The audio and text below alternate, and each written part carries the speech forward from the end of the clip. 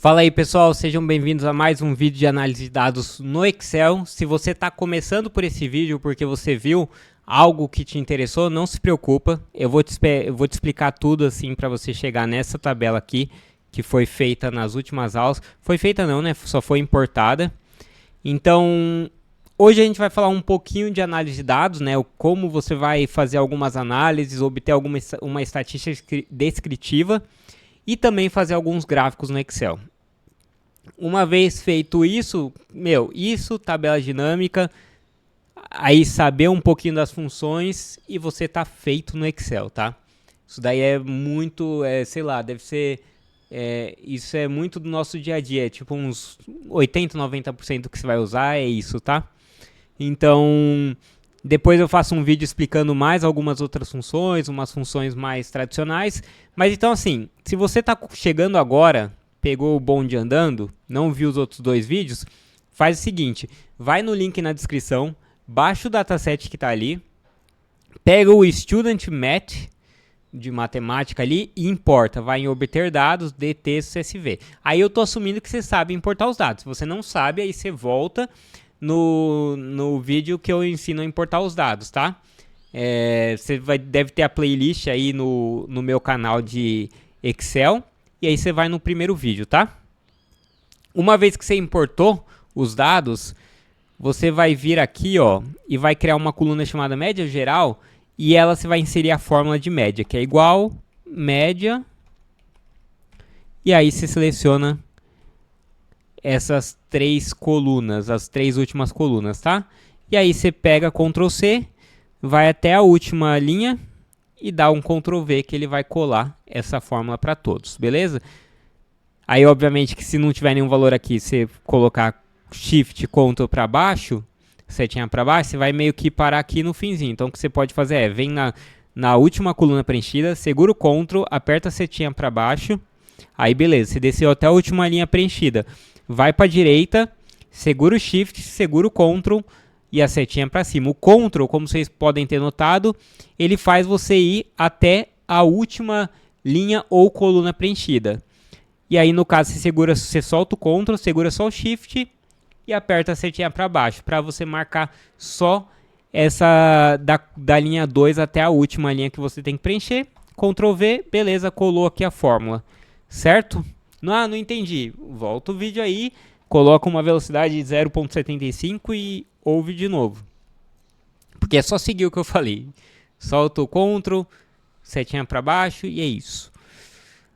Beleza, agora você já tem basicamente o que foi feito na aula passada e que eu vou usar nessa. Óbvio que na última aula eu falei também de tabela dinâmica, mas isso não interessa para hoje. Então beleza, aqui a gente tem as notas dos alunos, né? Deixa eu ver aqui, inclusive, se tem alguma outra informação que a gente possa usar. Essa hora, sessão anterior.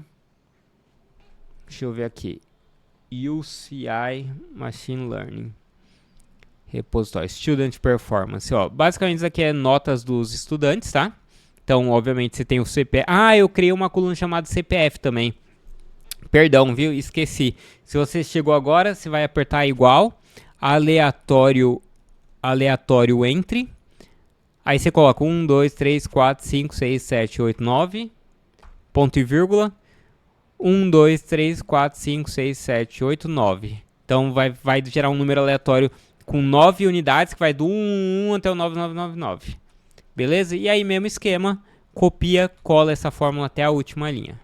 E aí, para não ficar recarregando toda hora, você faz o Ctrl copia C, né? Ctrl C e Alt C VV, que aí cola valor. Ah, mas eu estou no Mac, então Ctrl C, colar valores. Ó, esse primeiro quadradinho aqui do meio. Fechou? Então vamos ver o que a gente tem nesse dataset que eu já mostrei aqui nas últimas aulas. Mas ó, ele é basicamente notas de alunos. Ó, ele foi feito para tentar prever a performance dos alunos. Então a gente tem a escola que ele estudou, gênero, gênero não, né? Sexo, idade, endereço, tamanho da família. Só que aí tamanho da família é um código, né? Status, Educação da mãe, aqui é uma variável categórica, que o 0 é que ela não teve educação, 1 é educação primária. Beleza, vamos deixar aqui 25, que aí a gente já vê tudo. Razão categórica, categoria aqui, ó, travel time. Home to school travel time. Isso aqui é uma variável categórica também, né? Tá no formato inteiro, mas ó, são intervalos. Então, 1 é menos de 15 minutos, 2 é 15 a 30. Queria ver uma variável contínua. Weekly study time também é uma variável de intervalos. Se tem suporte ou não. Quality of family relationships. Se a família tem qualidade, então de 1 a 5 é uma nota, né? Se ele tem tempo livre, então de 1 a 5, então legal. Aqui a gente tem algumas variáveis interessantes. E tem as notas também. A nota parece que está vindo de 0 a 20, né? Mas vamos dar uma olhada? Faz o seguinte, copia não, desculpa. Segura o Shift, aperta o Ctrl também e setinha para baixo para selecionar tudo. E a gente vai analisar esses dados com a ferramenta de análise de dados do Excel. Você vai clicar em dados, talvez tenha aqui no seu análise de dados. Se não tiver, que nem no meu aqui que não tem, você vai vir em arquivo, opções, suplementos, aqui, gerenciar suplementos, ir, e aí você seleciona ferramenta de análise. Ok, vamos ver se aparece. Apareceu, análise de dados. O que é essa análise de dados? Deixa eu ver se está pegando bem. Está meio pequena, né? Deixa eu ver se eu consigo, se ela aumenta. Será que dá um zoom? Não dá. Deixa eu tentar dar um zoom então aqui com a gravação. Oxe. Beleza, vocês estão enxergando um pouco melhor agora, né? Tá vendo? Tem histograma, média móvel, ele faz várias coisas. Histograma, por exemplo, você pega esses valores e ele vai dividir... Não sei se vocês conhecem o gráfico histograma, né? Mas deixa eu mostrar aqui, caso você não conheça. Se você conhece, me perdoa, tá? Talvez pareça meio bobo pra você. Mas olha... O histograma, ele é um gráfico aqui de distribuição. Então, ele mostra aqui para cada intervalo de números, sei lá, imagina que aqui tá, eu não estou enxergando direito, mas tá de 100, 170 a 180. Então aqui tem, sei lá, 2 números. Aqui no eixo Y, que é esse eixo em pé aqui, na vertical, você tem a quantidade. E aqui na horizontal, você vai ter os valores. Então, nesse intervalinho aqui, tá vendo que eu estou circulando com o mouse? Ele tem aí cerca de, acho que um valor, pelo que eu estou vendo, né? Aqui é o valor 1. Então, de 40 a 45 tem uma unidade.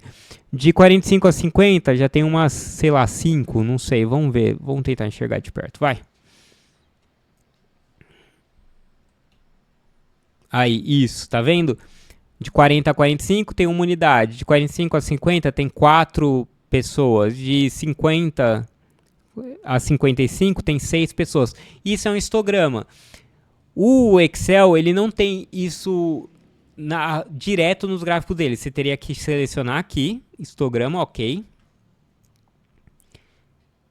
E aí, oxi, ele criaria um... Ah, aqui, beleza. Intervalo de entrada, vamos pegar aqui. O bloco, você poderia passar para ele os intervalos. Então, eu quero que você me mostre quantas pessoas tem de 0 a 5, de 6 a 10, de 11 a 15, de 16 a 20. Eu vou deixar em branco porque eu quero que ele monte para mim.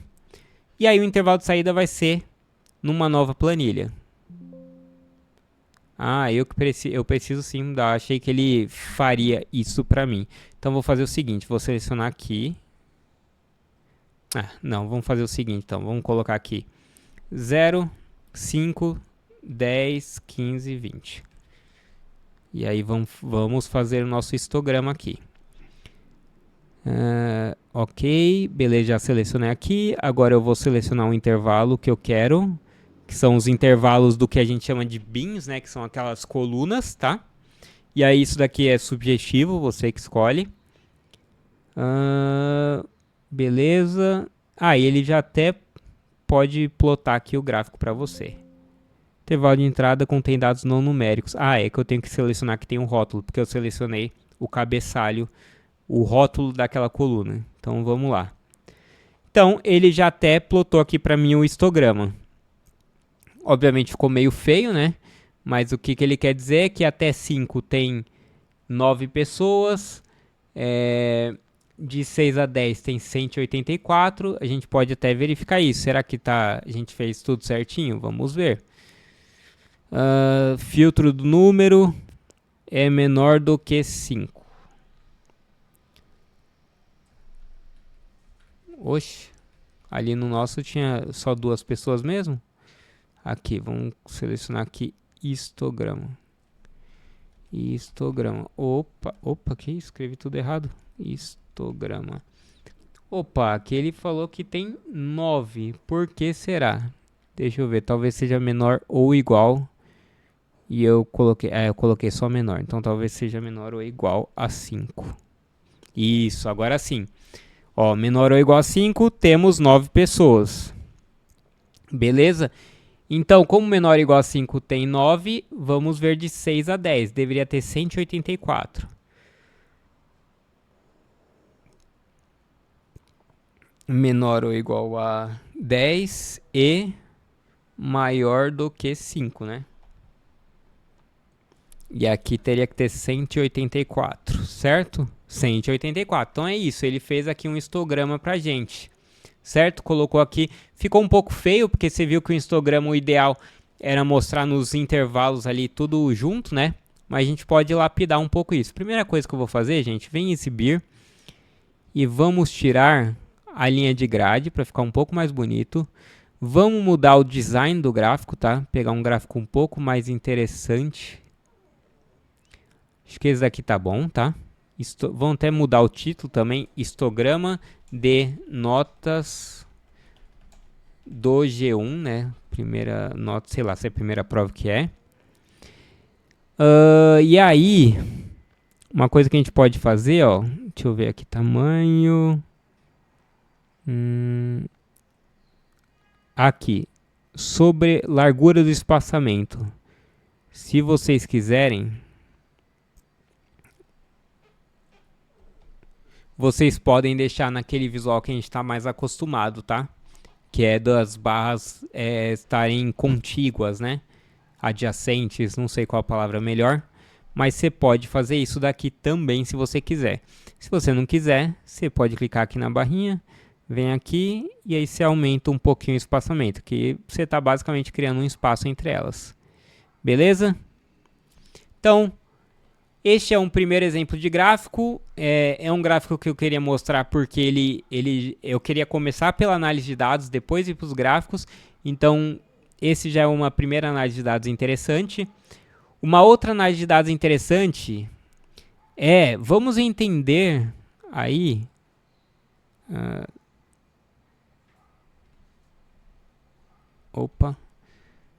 deixa eu tirar o filtro aqui. Vamos entender um pouco das notas gerais, entender um pouco das estatísticas dela, qual que é a média, qual que é a mediana. Mediana, não sei se todo mundo sabe, mas é o que divide os dados em 50% para um lado e 50% para o outro. Se eu falar, a mediana é 10, então de 10 para cima tem 50% das pessoas, de 10 para baixo tem 50%. A média, você soma todas as notas e divide por N. E obviamente que isso, N é a quantidade de linhas, né, de alunos, e obviamente que isso varia de acordo com de como que estão concentrados os dados, né? Se os dados tiverem uma distribuição simétrica, a média vai ser igual à mediana, do contrário, não vai ser. Acho que é o caso aqui, né? Então vamos selecionar. De novo, vamos para dados, análise de dados. E agora, ó, tem uma... o pior que eu não vi se eu mostrei... Deixa eu ver se eu mostrei certinho o histograma, porque eu esqueci que eu tinha dado um zoom aqui. Deu pra ver, né? Putz, não deu pra ver a telinha aqui, né? Que eu mostrei do espaçamento. Então, aqui, formatar série dos dados, e aqui está o espaçamento, tá? Perdão. Tem que colocar um comentáriozinho naquela parte do vídeo para vocês não se perderem. Mas beleza, vamos lá agora. Esqueça o histograma, vamos para a média geral. Vamos olhar um pouco dela do que a gente consegue entender dessa média. Vamos para a estatística descritiva, clica OK. Aqui você vai selecionar os dados de novo. Vamos selecionar os dados da coluna que a gente quer, no caso aí. Eu vou colocar que eu tenho o rótulo na primeira linha, porque eu selecionei o título. Vou deixar para criar numa nova planilha. Eu vou pedir para ele criar o resumo estatístico. Vou pegar o quinto maior e o quinto menor, para ter uma ideia de como que estão distribuídos os gráficos. Vou colocar nível de confiabilidade, porque a gente ainda não entrou nessas coisas, mas vamos aí ver o que que acontece. Opa, beleza. Agora a gente tem aqui a nossa estatística descritiva da média geral. Então, mais uma informação bastante importante. Vamos deixar aqui em negrito, vamos aumentar um pouquinho o título. De novo, eu não gosto das linhas de grade, eu vou tirar. E aqui, ó, eu vou mudar também a formatação. Então, vem em página inicial e eu vou reduzir aqui as casas decimais para 2. Certo? Então, vamos lá. Média 10.68, mediano 10.67. Até que é simétrico. Deixa eu ver aqui. Até que tá simétrico, ó, tá vendo? Tem um pouquinho que tem aqui. Tem um pouco mais de gente aqui que aqui nos 20, mas não muito também. Se for a concentração tá realmente aqui ao redor da mediana, então por isso que a média e a mediana estão parecidas. Aqui eu vou colocar stat descritiva. Erro padrão, que é o desvio padrão dividido pela raiz do n, né, que é a quantidade de alunos. Tem a soma, que não interessa tanto, contagem, né, tem 395 alunos. O quinto maior tirou 18, né? O maior, a gente pode ver aqui a nota máxima, 19.33. E o quinto menor tirou 2. E a menor nota foi 1.33. Ou seja, tem uma galera ali que tirou uma nota baixa, né? Porque entre 2 e 1.33 tem 5 pessoas. Nesse intervalo fechado, né? Contendo tanto o 2 quanto o 1.33. Então tem uma galerinha aqui. Aí curtosa, simetria, essas coisas, para saber a distribuição dos dados. Mas isso a gente já viu pelo histograma. Variância 13, então tem uma dispersão razoável aí, né? O desvio padrão 3 é um desvio padrão mais ou menos, ali está em 10, 3. É um desvio padrão razoável, né? Se for pensar que a nossa nota está nessa unidade de uma dezena, entre 1 e 2, tem um desvio padrão razoável. Mas enfim, essa é uma estatística bem interessante, né, gente? Aqui você tem um resumo muito interessante dos dados. Você sabe onde estão concentradas as notas, quem que divide, onde estão concentradas, não, desculpa, onde estão concentradas seria a moda, né?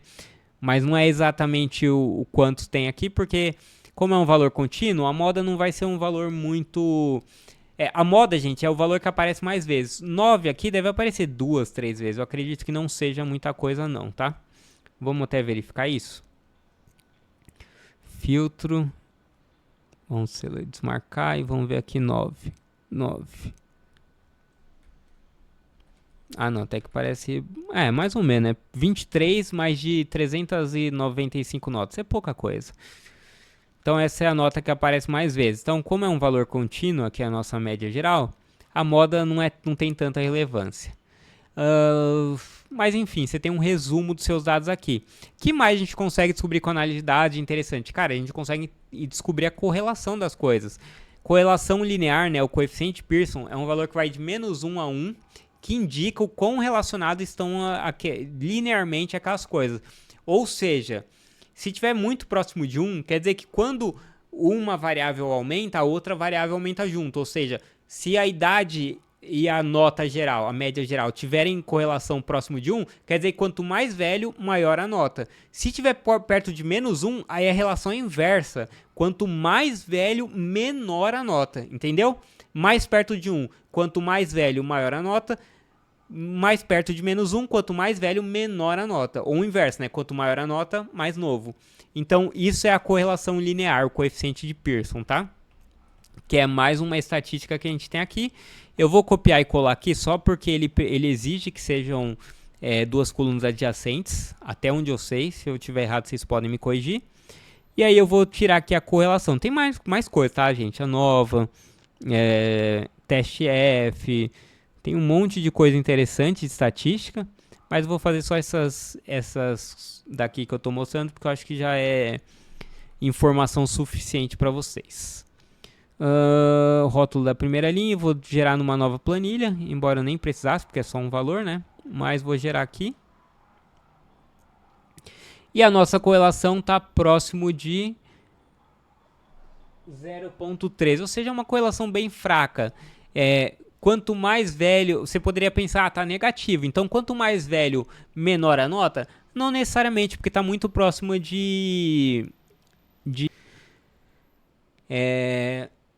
não necessariamente porque a nota está muito... A correlação, desculpa, está muito baixa, tá? Vamos ver aqui, inclusive, ó. Coeficiente de Pearson, só para vocês terem uma ideia. Aqui é a formulazinha, tá? E aqui, ó, mostra mais ou menos a relação que eu estava falando para vocês. Deixa eu ver se tem uma tabelinha aqui. Aqui também tem uma tabelinha, vou mostrar aqui também para vocês. Beleza, ó, então tá vendo aqui essa tabela? Entre 0 e 0,19 tem uma correlação bem fraca, então não tem muita relação linear, assim. Não quer dizer que uma variável não impacte a outra.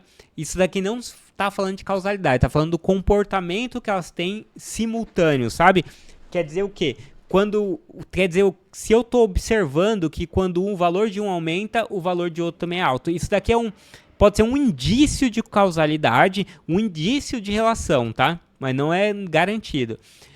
Uma correlação entre 0,2 e 0,39, uma correlação fraca, entre 0,4 e 0,69, uma correlação moderada, então já tem alguma coisa ali para estudar.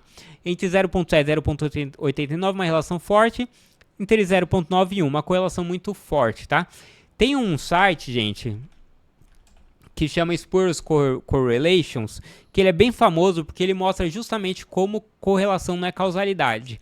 Então, por exemplo, a distância entre Saturno e o Sol e a busca no Google entre como fazer um bebê. Você vê que a distância entre Saturno e o Sol, na medida que ela aumenta, a busca por como fazer bebês aumenta também. Mas quer dizer que como fazer bebês faz com que o Sol fique mais distante de Saturno? Obviamente não. Então, esse é um site que a galera acha interessante para entender correlação, tá? Eu não gosto tanto desse site. Por que eu não gosto? Porque eu acho que essas relações são óbvias que elas não têm uma relação causal. O problema vai ser quando você encontrar uma correlação alta e não existir causalidade. Porque aí você tem que ter na sua cabeça de, tá, cara, não interessa que parece que ela tem relação. Se é correlação, não pode dizer que é causa. Isso acontece muito, sabe? Tipo, por exemplo, e aí independente do seu viés político, imagina que você observa que quanto mais armas, maior o número de mortes. Se você é uma pessoa mais de esquerda ou anti-armas, você não pode dizer que, então realmente armas causam mais mortes. E se você vê o contrário, você de direita não pode falar, viu só, quanto mais armas, menos mortes. Por quê? Correlação não é causalidade. É um indício de que pode existir alguma relação ali e a gente tem que estudar e tentar entender se tem outras variáveis de confusão, ou qualquer outras coisas. Então, ó, tem um monte de correlação super bizarra aqui, ó. Tipo, ó, busca do Google sobre como ir para o espaço e preço do molho daquele grill, daquele chipotle mexicano. Acho que é molho, né? Desse chipotle mexicano. Então, quanto maior o preço dessa ação, mais buscas de como ir ao espaço tem no Google. Obviamente, isso não tem uma relação. Mas, de novo, isso aqui é muito óbvio que não tem uma relação. O que você vai ter que ter na sua cabeça cara, parece muito óbvio que tem uma relação entre essas coisas que eu estou vendo. A correlação linear é alta, mas ainda assim eu não posso afirmar com convicção de que realmente é uma relação causal. Eu posso falar, tem um indício aqui de que tem uma relação causal, mas você tem que tomar cuidado com a convicção, tá? Então, enfim, você vai ler o livro Freakonomics. O Freakonomics pega um monte de casos desses de que a galera tinha certeza que era relação causal, a galera encontrava correlação e não era, na verdade.